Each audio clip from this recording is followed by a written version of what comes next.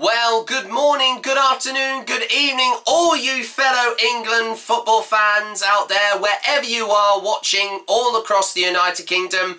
And what's up, guys? My name is Jack Wright, also known as JackpotButtonLewis on YouTube, and welcome to the start of my brand new football-themed vlog series titled, as you can see on my brand new computer, and that is Football's Coming Home Again. That's right, everyone.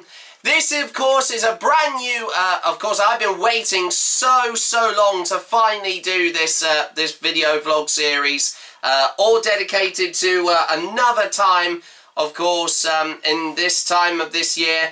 It's another time that the summer has officially arrived, and it's quite hot in this studio where I'm filming right now. But also, like I said, the arrival of the summer is here this year, and it's also time for the start of one of the biggest football tournaments in the whole of European football. Forget the World Cup, because that happened a few years ago, back in 2018 in Russia, and I did briefly cover it on my previous series, you might remember, of Wright's World Cup Diaries. But this time, this of course is a lot more organised, and it's not last minute like I did last time. And this is all, of course, going to be dedicated to following one of the youngest and most optimistic team lineups of the England national football team heading into the UEFA Euro 2020 tournament, which will be starting from actually around this time, would I'd say tomorrow, with the first match against Turkey and Italy in Group A. But England's first game is going to be against our old World Cup rivals that knocked us out of the World Cup back in 2018 in Russia, of Croatia. But more, of course, on that match very soon in time.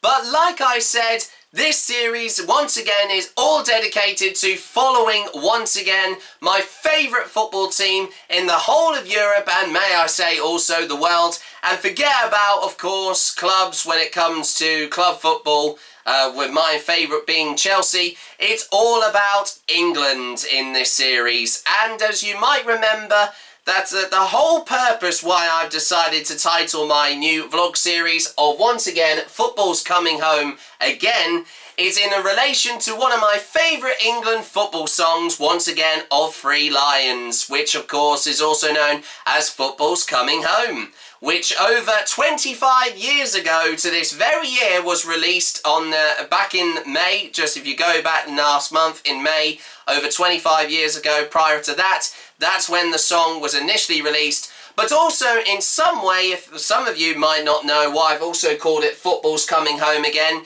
it's not just been also 25 years since the last home tournament for England, where, of course, that tournament of the European Football Championships did take place in the heart of the country itself of England.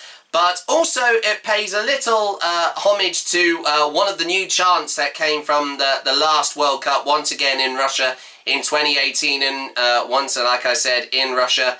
And it was a new chant that was all started up by a load of England fans, and it was called Southgate, You're the One, You Still Turn Me On, Football's Coming Home Again, and basically sung to the very famous pop tune of Whole Again from Atomic Kitten, which unbelievably also celebrates 20 years this year, since it came out all the way back in 2001. But that's the whole reason why that I've decided to call my, my football vlog series Football's Coming Home Again, as it's for the first time now in 25 years the UEFA European Football Championship is now going to be taking place. A majority, with most of the England games that will be coming up in the next few weeks, they will all be taking place at Wembley Stadium, which is the home stadium for England. And we have got some fantastic, of course, things lined up for the next few videos in this series. And I'm sure all of you, of course, watching out there would love to be a part of this series. And you can. All you need to do, if you'd like me to interview you or also talk about favourite football players from the past, or your experience of seeing England in a major football tournament, whether it be, once again, the Euros or even the World Cup for that matter, because even, believe it or not, we're still also currently qualifying for next year's World Cup, which will take place in Qatar in 2022. And it would also be moved to a lot more later in the year, as because the weather in Qatar, it's in the Middle East and it's very, very hot there. And just like here in my studio, I know we're in the summer right now, but if we were in Qatar right now, it would be a lot more hotter, and that would be absolutely terrible conditions. It would be far too hot for every single player in every single football team that would qualify eventually when that time does come around. But all that aside, if you want to be a part of this series, don't forget to let me know by clicking any of my social media, of course, links at the bottom of this video. And I would love you to be a part of it, because as you do know, since of course, as we know, for any of you who might have watched my previous videos here on YouTube, we are still in the moment in the current COVID-19 pandemic, but unbelievably UEFA, who are the governing bodies of the European Football Championships, have confirmed that the tournament will still go ahead, but there is one of the host cities that can't unfortunately host any matches. Initially there was going to be a 12 team, well, I wouldn't say 12 teams, but also 12 host cities of the tournament, but unfortunately only 11 could make it, as one of the host cities couldn't build a football stadium in time, so that's the reason why. But I know that from all across Europe, and since this is also, like I said already, a majority of our matches in the group stages come also to the semi-finals, and maybe also potentially the knockout rounds. They could be mostly played, like I said, at our home stadium of Wembley, and that's where also the semi-finals and the final itself will be taking place later on next month in July. And of course, if we can manage to get all the way to there, that will be absolutely amazing. The best result we've had, once again, in the UEFA European Football Championships has been the semi-finals. And over 25 years ago, if you go back to 1996, that's how well we did in our home tournament, when we sadly also lost to our old arch rivals of European and world football of Germany in a dreaded penalty shootout. And if you might remember that, of course, if you're wondering who I also have on my shirt, this is a beautiful abstract t-shirt that I got online, and it's of course, a passionate celebrating Gareth Southgate, who you might remember, of course, did play over 25 years ago for England. But unfortunately, as you know, he was responsible for kicking England out of the tournament. And I know that he got a lot of flack, but now, unbelievably, 25 years later, he's now managing our team. And we've actually, like I've not mentioned before, we have also got one of the youngest and I think most optimistic lineup in European football history in our entire run at the tournament, which is something very, very positive to think about. And we're hoping, fingers crossed, we will get a very good run of this tournament. I mean, we're obviously going to do a lot more better than what we did over 5 years ago at Euro 2016, which still haunts me to this very day, of when we humiliatingly lost to the small country of Iceland. And unbelievably, that was their first ever time that they actually took part in that tournament. And for them to knock us out, and for them being a more lower ranked team than us in the UEFA Euro football rankings, was quite extraordinary. And luckily enough, they haven't qualified this year, Iceland. Sorry to any Icelandic people watching, but as I said, it was totally unexpected. And but we're remaining hopeful. Of course, the whole reason why we had to lose that game was because our team was so mismatched. But unbelievably, we've got a great team lineup over, of course, for the next few weeks. And it's going to be very, very interesting. Unbelievably, according to the betting company Betfair, we're actually joint favourites alongside, I think it was France or Belgium, to hopefully win the tournament. And what would that be for all us England fans if we could win on home soil, because we had a great run, as some of you might remember, at the last World Cup, like I've mentioned previously already. And also Gareth, unbelievably, he even was responsible for breaking finally the penalty shootout curse at major football tournaments. And since then, since winning against Colombia in the knockout round on penalties, with an incredible right-handed save from Jordan Pickford, and then Eric Dyer scoring the winning penalty, and also one of the Colombian players, who I can't remember his first name, but he had the surname of Uribe, ending up hitting the crossbar. I couldn't believe it. Still to this very day, when I found out that happened, I mean, we never had such an unexpected chance to, you know, hopefully win at something, and it's quite the revelation that not just the team have had, or also for Gareth as well, but it was quite a memorable moment for most of all the fans that, of course, were there to see finally England winning a penalty shootout. And even though that, of course, like I said, the World Cup is done, but for any of you who might remember, of course, that fateful day back 4 or 5 years ago when we played in Moscow for, once again, the knockout round of the FIFA World Cup in 2018 in Russia, here's a little reminder of when we won our very first penalty shootout, not just at the World Cup, but for the first time since our home tournament back in 1996, when we played against Spain.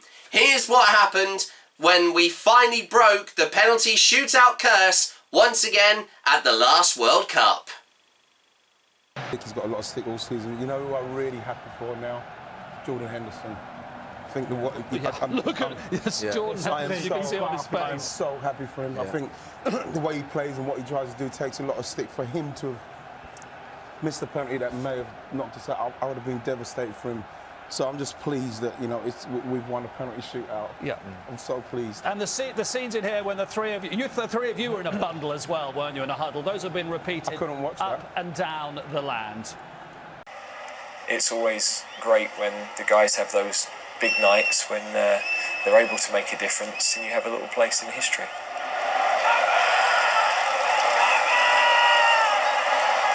All of that terrible strain for years and years had suddenly been lifted.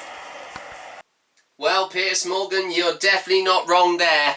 Well, there you go, everybody. You wouldn't believe that happened over 4 years ago, would you? I can't believe that happened, and for that to have happened, I mean, we may not have gone on to win the tournament. For us to all the way go to the semi-finals was truly incredible, and unbelievably, like I said, with, of course, our first upcoming match in the group stage against Croatia. They, of course, are the team that did knock us out at the World Cup, but unbelievably, the last few times that we played them in major tournaments, the last one being the UEFA Nations League from back in 2019, we actually knocked them out of the finals, going into the finals, and we were one of the last 4 teams in the finals, and we made it to the semi-finals, but we unbelievably then lost to the Netherlands with quite a poor performance, which I may have to add. But all that aside, of course, like I said, that was the last time we ever won a penalty shootout,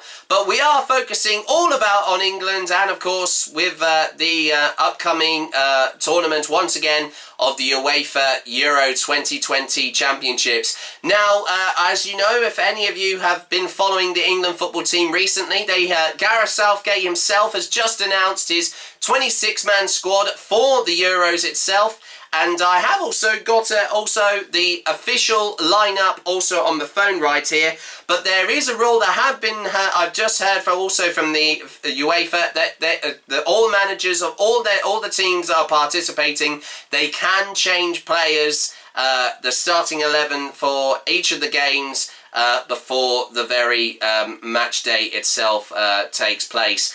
But just to remind you, everyone, on the lineup that we have for the England football team for this year's championship and, of course, the tournament. In the goalkeepers, we have Jordan Pickford, Dean Henderson and Sam Johnstone.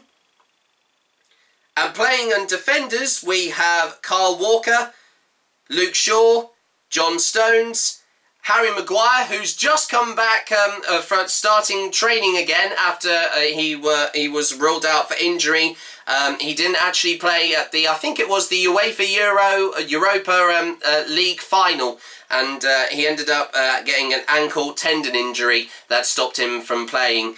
And but it was great to see him back at training. From what I've heard, he's just come back to train, heading into leading up to this weekend when England play against Croatia in their first group game of the tournament. And then we have Kieran Trippier, Tyrone Mings, Connor Cody, Ben Chilwell, Ben White, who unbelievably is the new replacement for Trent Alexander-Arnold, who was initially going to be in the UEFA Euro 2020 squad, but unfortunately, due to an unfortunate, I think it was a quad injury or a thigh injury during a warm-up friendly against Austria, sadly he has been pulled out of the squad because of that injury, which is a real shame. Because I know that a load of all of you England fans out there have been wanting to play, and he could really mix things up when it comes to the upcoming games that we'll have in our group. But it's quite sad that he had to, he's gone out with injury. But all is not lost though. Like I said, also Reece James is the last defender playing. And what's also quite important, I've also heard from Gareth as well, that he has said that he's been wanting to try and choose players in particular games when we play during this tournament, that he wants versatility in the group. So he doesn't just, because I have heard that he has chosen, I think was it 4 right-back position players, and but there are some players that can change, you know, they're actually quite versatile, and they can actually play at a certain position to what they normally would play at. And but looking at the midfielders, we have Declan Rice, Jack Grealish, Jordan Henderson, who's just come back from, he's been suffering a recent injury, but he's been back training just today at St George's Park. And we also have also for the first time participating in, of course, playing for the England team in this upcoming tournament, we have Calvin Phillips. Once again, the same thing for Jack Grealish as well. And also Jadon Sancho, Mason Mount, Phil Foden, Bukayo Saka and Jude Bellingham, who unbelievably is actually one of the youngest players in the entire squad of England. He's only 17 years old, would you believe? Which is absolutely crazy. But during this tournament, he will celebrate his 18th birthday, but we don't know when just yet. But I'm sure we'll let you know throughout the series of when that happens. And in the forward positions, the strikers, we have Harry Kane, Raheem Sterling, Marcus Rashford, and Dominic Calvert-Lewin, or also DCL for short. So that is a quick look at the lineup for the England football team. That are, of course, the potential players. Hopefully, all of them will get a run around during this tournament. And like I said already, I think we've got a very promising team now. I have actually watched the not just the 2 warm-up friendlies that we did have last week against not just Austria, like I just mentioned earlier on, but also against Romania, and they were very, very close. I know we weren't playing all of our best players, but we wanted to make sure that in case any of our other players do go out, of course, with injury, we do have reserves on standby just in case if any other injuries do crop up. So that's something to bear in mind with. Now, like I said earlier on during this video, this is, of course, I know this may be a day early, of course, from the main start of the tournament of UEFA Euro 2020. And unbelievably, in the entire run of this tournament, this is the very first time that any of the main tournament itself is actually been postponed since last year, because of, like I said already, the ongoing coronavirus 19 pandemic. But from what I do know is that fans have been allowed into the grounds of each of the 11 host cities, but they are going to be restricted to a certain amount. And also this goes for also Wembley as well, which of course hosts the games for England, coming up with, like I said, our first game against Croatia this Sunday. But also, this is a very, very special tournament this year, as also you wouldn't believe that as just a romantic, dubbed as a romantic one-off, it is going to be the 60th anniversary of the tournament since the first tournament started back over 60 years ago, all the way back, you wouldn't believe, back in 1960, would you believe? And the very first UEFA European Football Championship took place in France, unbelievably, because that's where UEFA are based, and the overall champions were the Soviet Union of Russia. And there was only, I think from what I remember, I think only 4 teams were in that tournament, but unbelievably, since now, as 60 years on, we've now got 24 different countries. Oh, that was 25, I meant 24, there you go. And they're all hoping to try and lift that famous Henri Dulani trophy, which I haven't got here with me, but I will be showing it throughout this series. I did actually get a replica for any of you that might be watching, and if you did see my recent coronavirus lockdown sing-along 2020/2021 England Football and UEFA Euro 2020 special, and when I was singing a medley of songs and also singing a medley not all just themed around European football, but also of the main de facto anthem for England football itself, once again, like I mentioned earlier on, of Three Lions Football's Coming Home. And I know it sounds crazy that, you know, 25 years on since our home tournament back in 1996, to get a second chance, unbelievably, to hopefully try and win on home soil like we were supposed to, but narrowly missed out on over 25 years ago, is it's quite exciting, and I'm feeling very, very hopeful, fingers crossed, that we'll definitely do a lot better. I know most other fans, and some of you might disagree with me, but I would love England to go all the way. We have the team, and I know that Gareth Southgate himself has been saying that we can do it. He actually did say on TalkSport radio just a few months back, he actually did say that if we can play a part in this country, getting back its energy, enthusiasm and enjoyment for life, we're ready. And I think he also added, if I can just get it up also on my phone here, well, especially one thing in particular he's also just said here is that the whole England team are expected to, they're set to continue taking the knee in reference to, of course, racism still going on in the sport, despite obviously it being a little bit hit and miss with fans. And he has said also that among, after talks with, of course, most of the players who play for England, with Gareth Southgate, he believes that it continues to transmit a very powerful message, which I totally agree with him there. And he also said here as well, if I can just get it up also, he actually wrote or actually spoke to Eurosport.com just a few days ago, and he did say, "This is a special group, humble, proud and liberated by being their true selves. And our players are role models, and beyond the confines of the pitch, we must recognise the impact that they have had on society. We must give them the confidence to stand up for their teammates and the things that mattered to them as people. I know my voice carries weight, because not of who I am, but because of the position that I hold. At home, I'm below the kids and the dogs in the pecking order, but publicly I'm the England men's football team manager. I have a responsibility for the wider community to use my voice, and so do the players.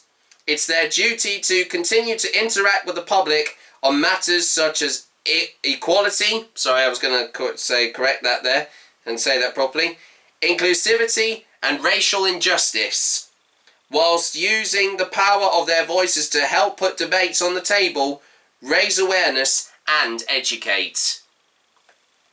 So Gareth has been saying some very, very interesting things over the last few days coming up to the tournament, and of course in the next episode we're going to hear a little bit more about him on like how he feels coming into this year's European Football Championship. And with that being said, that is it for this first episode of Football's Coming Home Again. I hope you've enjoyed it. I might have rambled on a little bit, but this is only just the first episode, and I am so excited to be finally doing this series. I mean, I have actually wanted to start this a lot more sooner because of it took so long to finally get some new SD cards. I've been having a few problems with my equipment recently. And I've just got my brand new computer here, and also in my brand new studio where I used to shoot a lot of my videos here in my den, and but I'm really excited for this series, and I'm sure all of you out there are going to be the same. And don't forget to, of course, give this a like and comment down below for your thoughts if you've enjoyed this video, and keep your eyes out, and don't forget to subscribe, of course, to my official YouTube channel, where you can be the first to know of upcoming episodes once again of this series. And like I said, I'm going to be following the England football team all the way through this tournament, and we've got some great features lined up, and I've got a few little things lined up as well, and hopefully some potential special guests. Even though sadly, of course, this is I was initially going to do this as a film, but this is going to be a lot more different since a pandemic is still going on at the moment. But I managed to adapt it as an internet series, if any of you had not known that already. And but I am, as like I said already, I'm so excited for, of course, the upcoming few episodes that I've got planned, and all the future games that England are going to hopefully do very well in, and hopefully it won't be a repeat of like what happened just 5 years ago. We may not have Iceland participating in the Euros this year, but I hope, fingers crossed, this year, this could be the year with the team that we have. We want to take this opportunity with every opportunity we have, every chance that we have. And that's what Gareth has also been saying as well. And we will hear about him in the next episode, once again, of Football's Coming Home Again. And we can find out a little bit more about what he thinks about with the upcoming tournament, once again, of the UEFA Euro 2020. So on behalf of myself, Jack Wright, and from everyone here from JackpotButtonLewis Sports Productions, thanks very much for watching, and we'll see you in a few days' time for once again the next episode of Football's Coming Home Again. So until next time, au revoir, adios, auf Wiedersehen. Thanks for watching. Bye bye.